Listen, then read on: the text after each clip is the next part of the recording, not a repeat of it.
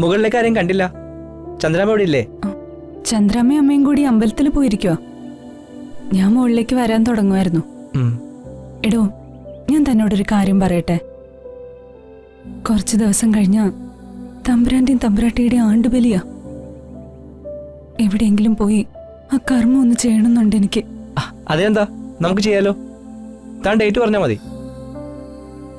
മറ്റൊന്നും കൊണ്ടല്ല, മരിച്ചു കഴിഞ്ഞതിന് ശേഷം അവരുടെ ആത്മാവിന് മോക്ഷം കിട്ടിയോ ഇല്ലെന്ന് അറിയില്ല. കർമ്മം മുടങ്ങി ഇനി അതിന്റെ പേരിൽ മോക്ഷം കിട്ടാതിരിക്കണ്ട. എടോ, നമുക്ക് ഇവിടെ എവിടെയെങ്കിലും പോയി ബലിയിടാം. അതിനുള്ള ഏർപ്പാടുകളും ഞാൻ ചെയ്തോളാം. അതിനു മുമ്പ് അച്ഛനെ പോയെന്ന് കാണണം. ബലിയിടുന്ന കാര്യം പറയണം. പോകാം.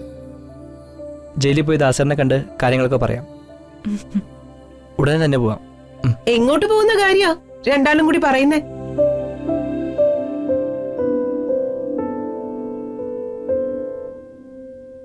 ഞങ്ങള് ഫാം ഹൗസിൽ പോകുന്ന കാര്യം പറയുമായിരുന്നു. രണ്ടുപേരുടെയും കറക്കം കുറച്ച് കൂടുന്നുണ്ട്. മാഡം അറിയാതെ സൂക്ഷിച്ചാ മതി. ചിന്നു, നീ മുകളിലേക്ക് ചെല്ലേ. ഞാൻ ഈ വേഷമൊക്കെ മാറ്റിയിട്ട് വരാം അങ്ങോട്ട്. ശരി ചന്ദ്രാമ്മ.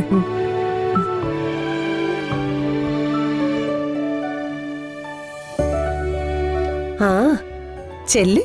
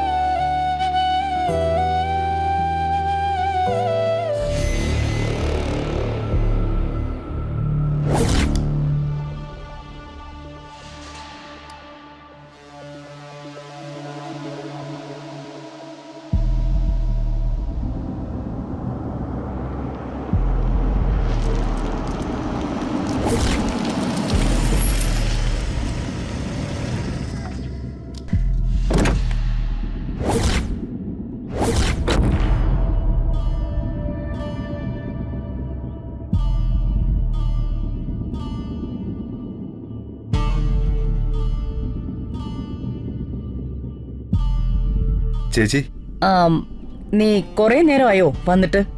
കുറച്ചു നേരമായി. അല്ല, ചേച്ചി എന്തിനാ കാണണമെന്ന് പറഞ്ഞേ? വെറുതെ. നിന്നെ നേരിട്ട് കണ്ടിട്ടും സംസാരിച്ചിട്ടും കൊറേ ദിവസമായില്ലേ, അതുകൊണ്ടാ ഫോൺ വിളിക്കാതെ നേരിട്ട് കാണാന്ന് പറഞ്ഞത്. നീ എന്നോട് പറഞ്ഞ കാര്യം ഞാൻ മഹിയോട് സംസാരിച്ചിരുന്നു. കോടതിയില് വക്കീലായിട്ട് വന്നത് മഹിയല്ല. പിന്നെ മറ്റുള്ള കാര്യങ്ങളിൽ ഇടപെടരുതെന്നും ഞാൻ അവനെ പറഞ്ഞ് വിലക്കിയിട്ടുണ്ട്. അത് ശരി. ഇനി വക്കീലായിട്ട് വന്നത് മഹിയല്ലെന്ന് കള്ളം പറഞ്ഞാണെങ്കിലോ? അങ്ങനെ കള്ളം പറയാൻ പ്രത്യേകിച്ച് സാധ്യതയൊന്നുമില്ല. അല്ലെങ്കിൽ തന്നെ ശിവദാസനും അവനും തമ്മില് പരിചയമൊന്നുമില്ലല്ലോ.